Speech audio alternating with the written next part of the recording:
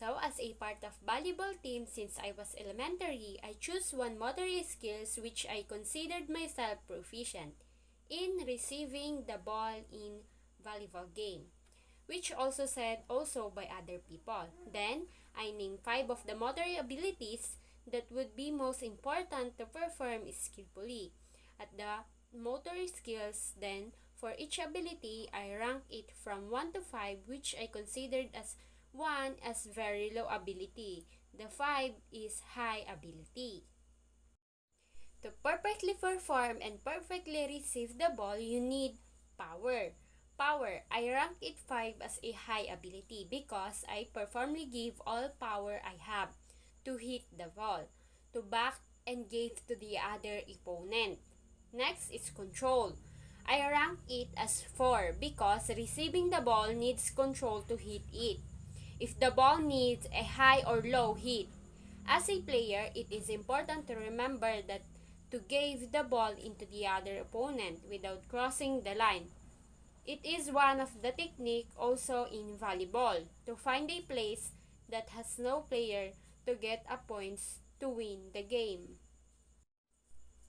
Next is hand-eye coordination. I rank it as 3 or in the middle range because to perfectly receiving the ball, it needs the coordination of eyes and arms to know where the ball goes and to estimate if the ball needs to hit.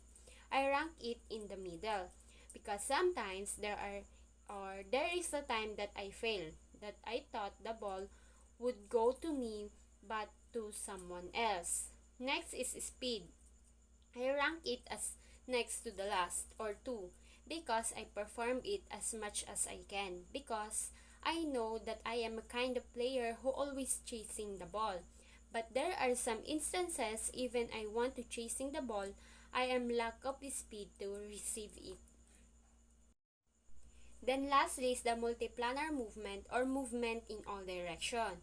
Is the one that I can consider as last because sometimes when I try to hit the ball in a certain direction, the ball will land in a different direction. I cannot accurately calculate the next move that I should do.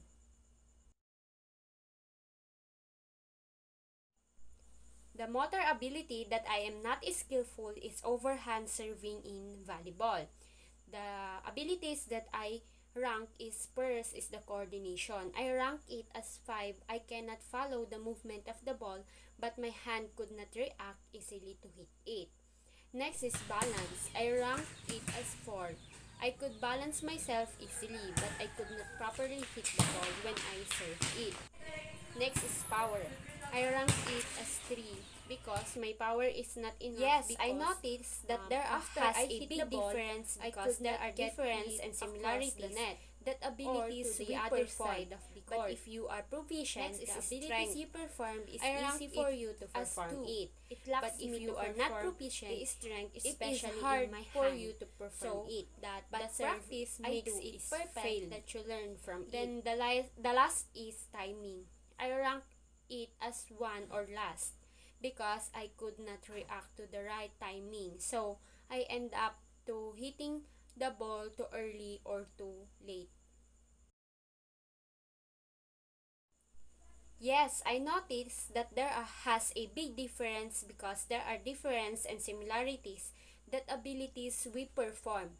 But if you are proficient, the abilities you perform is easy for you to perform it. But if you are not proficient, it is hard for you to perform it.